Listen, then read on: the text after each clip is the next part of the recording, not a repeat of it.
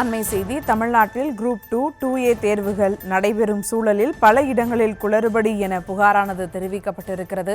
மேலும் விவரங்களோடு இணைகிறார் செய்தியாளர் ரேவதி. வணக்கம் ரேவதி, விவரங்கள். வணக்கம். இன்றைய தினம் TNPSC நடத்தக்கூடிய குரூப் 2, குரூப் 2A பணிகள், குறிப்பாக உதவி ஆய்வாளர், இளநிலை வேலைவாய்ப்பு அலுவலர் உள்ளிட்ட பணிகளுக்கு 800க்கும் மேற்பட்ட காலி பணியிடங்களுக்கு இன்றைய தினம் தேர்வு நடைபெற இருந்த நிலையில் 1126 பேர் குரூப் 2 பதவிக்கும் 9457 பேர் குரூப் 2A பதவிக்கும் தகுதி பெற்றிருக்கிற நிலையில் தமிழ்நாடு முழுவதும் 38 மாவட்டங்களில் 47 மையங்களில் தேர்வு நடைபெறுகிறது.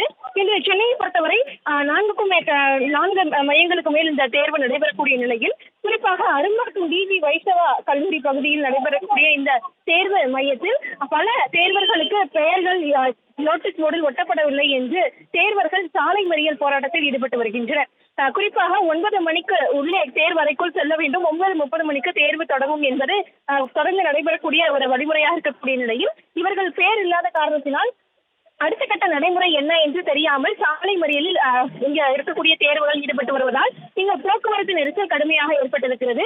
அடுத்த கட்டமாக தேர்வை ஒத்திவைக்க இருக்கிறார்களா அல்லது அதிகாரப்பூர்வ அறிவிப்பு வராமல் இங்கிருந்து நாங்கள் செல்ல மாட்டோம் என்று தேர்வர்கள் தொடர்ந்து தெரிவித்து வருகின்றனர். முதலில் நந்தனம் கல்லூரி உள்ளிட்ட பகுதிகளில் அவர்களை அழைத்து சென்று அங்கு தேர்வு நடத்த இருப்பதாக தெரிவிக்கப்பட்ட நிலையில் இந்த மனநிலையில் எப்படி தேர்வு எழுத முடியும் என்று தேர்வர்கள் தரப்பில் ஒரு பெரிய குழப்பமும் பதற்றமும் இருந்த நிலையில் தற்பொழுது தேர்வு ஒத்திவைக்கப்படுவதற்கான வாய்ப்புகள் இருக்கிறது.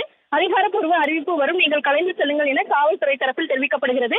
அதிகாரப்பூர்வ அறிவிப்பு வராமல் இங்கிருந்து செல்ல மாட்டோம் என தேர்வர்கள் தரப்பில் தெரிவிக்கப்பட்டு வரக்கூடிய நிலையில் காவல்துறையினருக்கும் தேர்வர்களுக்கும் இடையே கடும் சலசலப்பு ஏற்பட்டு வருகிறது. இதனால் போக்குவரத்து நெரிசல் கடுமையாக இந்த பகுதியில் ஏற்பட்டிருக்கிறது.